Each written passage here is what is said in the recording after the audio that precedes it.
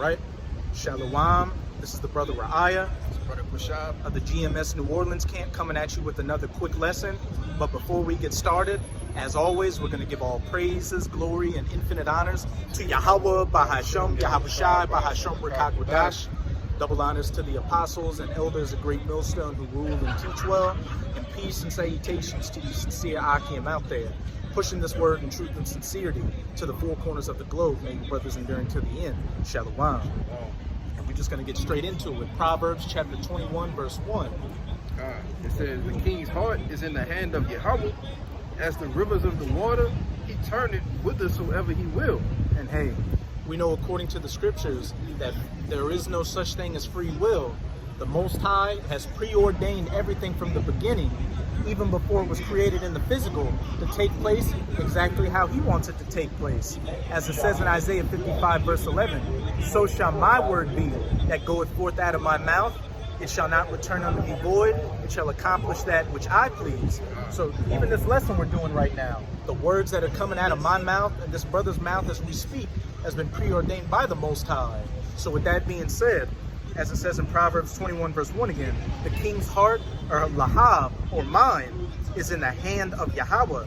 As the rivers of water, he turneth it whithersoever he will.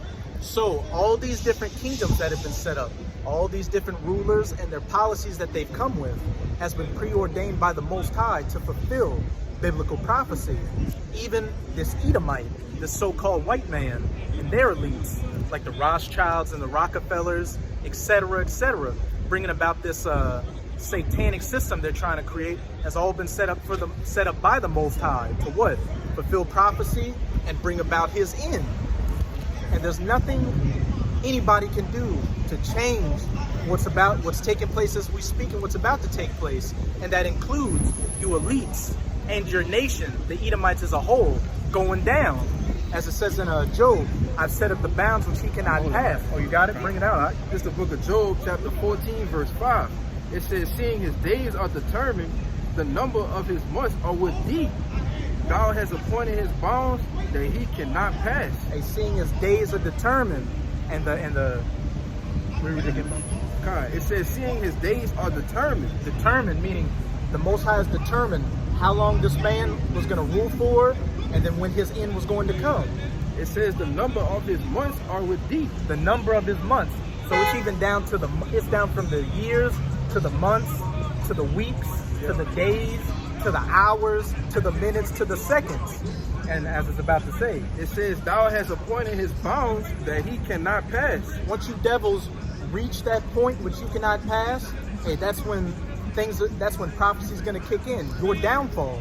Yahawashi's second coming to save his elect, to make war against you. And then after that, the fun part, those cold iron chains getting slapped on you Edomites, beginning with your elites and the rest of you nations, so you can serve the next part of prophecy, that 1,000 years of hardcore bondage and slavery in the kingdom of heaven. And there's not a goddamn thing you can do about it. So no matter how much you may be getting influence from the so-called left-handed side, the demons, the spiritual demons, Satan and all that, that's even the Most High having you in a trick bag, because Satan is the top left-handed angel of the Most High, and the Most High's allowed him to deceive you elites and make you believe that you've got power and that you're in control, just to pull the rug out from underneath your feet. You had something? Oh, kind of. Yeah, you can get that Psalms, and then when you find your precept, we'll get that. Just the book of Psalms, chapter 75, verse 6. It says, for promotion cometh neither from the east, nor from the west, nor from the south, but Yahweh is the judge. He put it down one and set it up another. Point blank period. Promotion come neither from the north, the east, the west, or the south, but it cometh from Yahweh Bahasham Yahawashi to what? Bring about one ruler and bring him down to bring in another ruler. And we can read, actually, give me that Daniel chapter 2. Did you read verse 7? Yeah, I read 7. It's the Most High that set up these different kingdoms to rule for a season and fulfill prophecy, and then be taken down for the next ruler to come in. And just to show you how perfectly the Most High is in control of everything, there's Daniel chapter 2, which deals with that dream that Nebuchadnezzar, the king of the Neo-Babylonian Empire, had. that dealt with all the heathen kingdoms that would rule before the kingdom of heaven. You can start at let me see. Start at verse 36, and we'll go down to 44. All right. It's the book of Daniel, chapter 2, verse 36. It says, "This is the dream, and we will tell the interpretation thereof before the king." Hey, the prophet Daniel breaking down that dream that King Nebuchadnezzar had of that statue of a man made of different metals. And it's about to go into what those different metals represented. And the fact that it's a man lets you know that it's dealing with kingdoms that are ruled by men. Even though it refers to them as beasts, real quick, just to give some quick clarification, as it says in Daniel 7, verse 17, which goes into a little more detail. These great beasts, which are four kings, which shall arise out of the earth. Kingdoms of men, the son of men, and the last kingdom of the heathens, the son of the wicked, of the Edomites. This verse 37, it says, "Thou, O king, art a king of kings, for the power of heaven had given thee a kingdom, power and strength and glory." Keep going. "And wheresoever the children of men dwell, the beasts of the field and the fowls of the heaven had he given into thine hand, and had made thee ruler over them all. Thou art this head of gold." That head of gold of the statue, speaking of the Neo-Babylonian Empire. And now it's about to go into what came after it. Verse 39, it says, "After all these shall rise another kingdom inferior to thee, and another third kingdom of brass, which shall bear rule over all the earth." And that kingdom, and another thing, King Nebuchadnezzar was dead by the time the next kingdom came into power, the Medo-Persian Empire. So that just goes to show that the Most High had everything preordained from the beginning. So that next part of the statue is speaking of the arms and the breasts of silver, the Medo-Persian Empire, and then it goes into the belly and the legs of brass. Who took over the Persian Empire? The Grecian Edomite empires, led by who? Alexander the Great. And this is all historical documents that you can go look up. We didn't just watch Star Wars or something and come up with our own, interpretation of the Bible and go out and preach it. No, this is all historical documents and facts, which even before we came out and prophesied it, what it was preordained from the Most High from the beginning. If I could add too, when this was written in the book of Daniel, this was way before any of these kingdoms. This was already preordained. When each kingdom came into power, they had their set time, their set place, all right, to go in and out of power. The next kingdom came, the other one fell. Another kingdom came, another one fell. And the same today, man. You got it, bro. Hey, that backs up back in that Psalm 75. The Most High setteth up one, and taketh down another. Yeah. Everything's been preordained by the Most High to fulfill the script of His movie. Don't get that twisted. Verse 40. This This is back in Daniel 2 and 40. It says, "And the fourth kingdom shall be strong as iron, for as much as iron breaketh in pieces, and subdueth all things, and as iron that breaketh all these, shall it break in pieces and bruise." And then what came out after the Greek empires? The Roman Empire. And they even call it the Greco-Roman Empire because they were ruled by the same nation of people, the biblical Edomites. These so-called white people out here today calling themselves American, European, Russian, all that. So those legs of iron were speaking of the ancient pagan Roman Empire. And then we know that Jake took over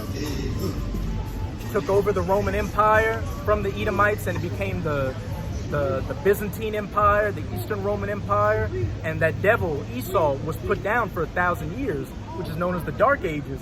When you even read the period of that, it says it was about 1,000-year period, and it speaks in Revelation 20 that old serpent, that great dragon, had that chain put on him for 1,000 years, that he should not torment the people. But then, at the end of that 1,000 years, what just happened to take place? The Renaissance, the rebirth, which dealt with them bringing back a lot of that Roman artwork, bringing back the Latin, and just basing this current system off of the ancient pagan Roman Empire. Hence, where we're at right now, the fulfillment of it. Keep going on. As verse 41, It says, whereas thou sawest the feet and toes, part of the potter's clay and part of iron, the kingdom shall be divided. Keep reading. But there shall be in it of the strength of the iron, for as much as thou sawest the iron mixed with miry clay. And as the toes of the feet were part of iron and part of clay, so the kingdom shall be partly strong and partly broken. And now we're coming into the last part of that statue, the feet.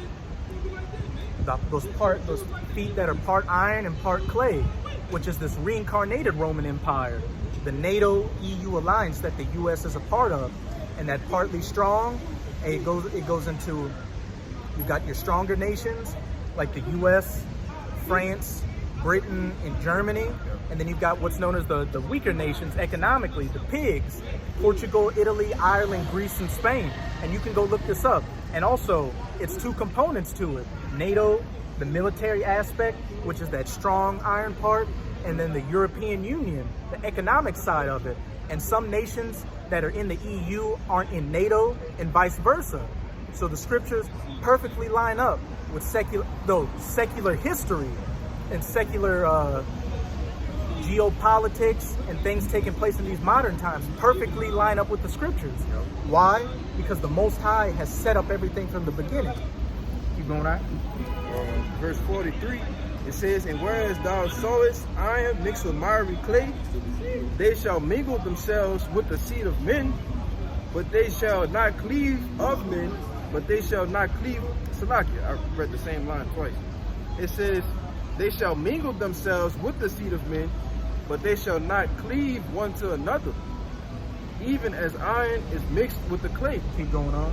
And in the days of these kings shall the power of heaven set up a kingdom which shall never be destroyed, and the kingdom shall not be left to other people, but it shall break in pieces and consume all these kingdoms, and it shall stand forever. So contrary to what these elites are thinking, them bringing about that NW0, that GREATRESET,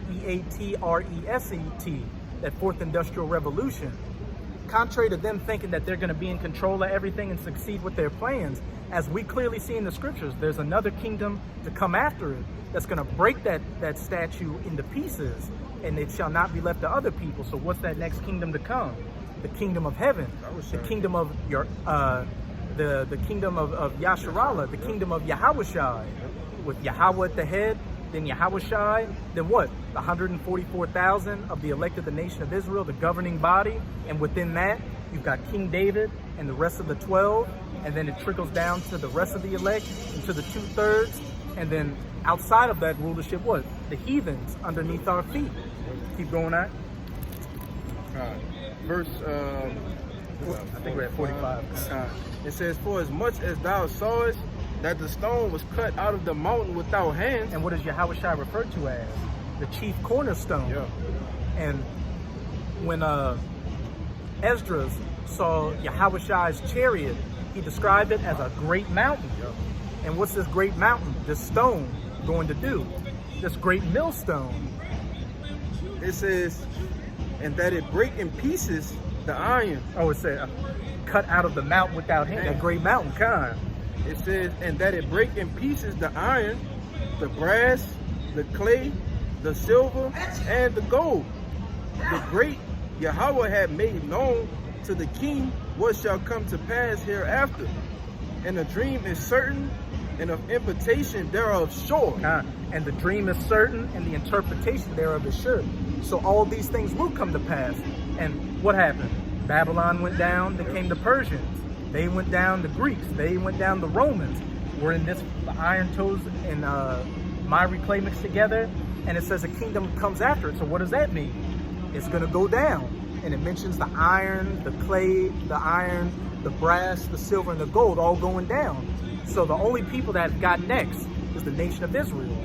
That's the only kingdom to come next. You had a precept? I got Daniel 7. To back up that Yahawashi. Oh, kind.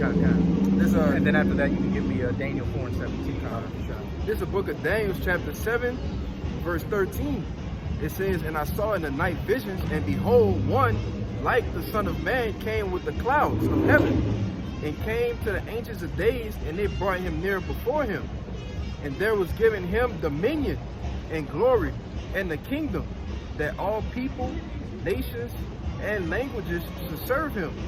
His dominion is an everlasting dominion, which shall not pass away, and his kingdom that which shall not be destroyed. And that comes after further reiterating, the statue that King Nebuchadnezzar saw. That's speaking of Yahweh Bahasham Yahweh Shai's kingdom to come. And it says, all nations shall be subject unto him, and it shall be an everlasting kingdom.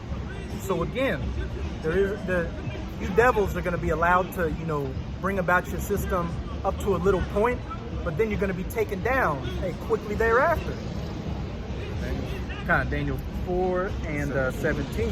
Just to further reiterate the point that again, there is no free will out here, and you elites out here, you have no say over your kingdom and keeping it from going down. It's all been preordained from the Most High, and you may think that the actions you're taking is of your own volition.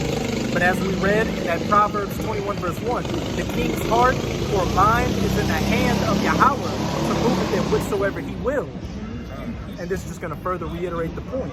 Now this is the book of Daniel, chapter 4, verse 17.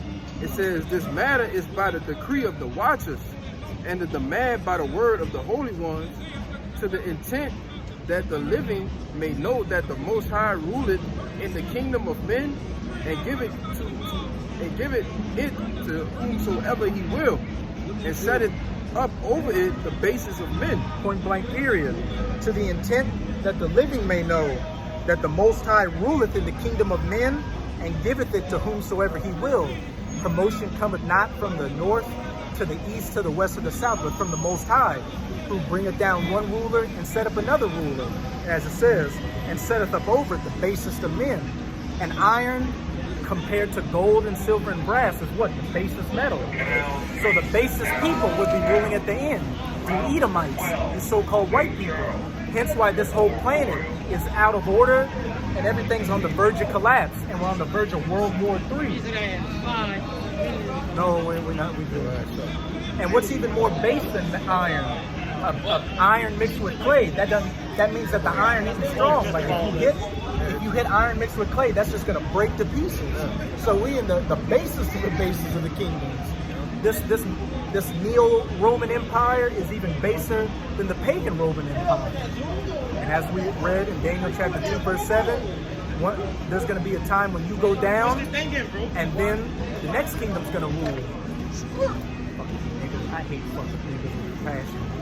And that's another thing that's going to go down with this kingdom, you fucking worthless niggas. With your daddy Esau. That's on a side note, but again, your kingdom's going to go down, and there's nothing you can do about it. And the only kingdom that's got next is the kingdom of heaven. And no matter what plans, you can get your script. I got one more. Just to back up the point that you're saying, Esau being the last kingdom is an oldie but goodie. It's 2nd Ezra chapter 6, verse 9. Well, I start at verse 8. I start at verse 7. You can break it down. Should I read it for you? Okay. Where you want to start? No, I'll read it for you. 6 and 7. This is 2nd Ezra chapter 6, verse 7. Then answered I and said, what shall be the parting asunder of the times? Or when shall be the end of the first, and the beginning of it that followeth? Yeah, and when shall be the beginning? What did it say again, Select? Then answered I and said, what shall be the parting asunder of the times? Or when shall be the end of the first, and the beginning of it that followeth? Yeah, the end of this, the first age, man, the first aeon. When is that going to be the end? This was Esdras inquiring of the Lord, man, in the beginning of it that followed. Because Esdras knew that this certain age had to be destroyed in order for another one to come to pass or to come into power. All right? Verse 8, and he said unto me, from Abraham unto Isaac, when Jacob and Esau were born of him, Jacob's hand held first the heel of Esau. Right, and Jacob's hand holding first the heel of Esau is a representation of us being raised up in these last days in Esau's kingdom, pulling him down. All right? Hey, what was the last part of that statue? Yeah, Esau's kingdom. What was it though?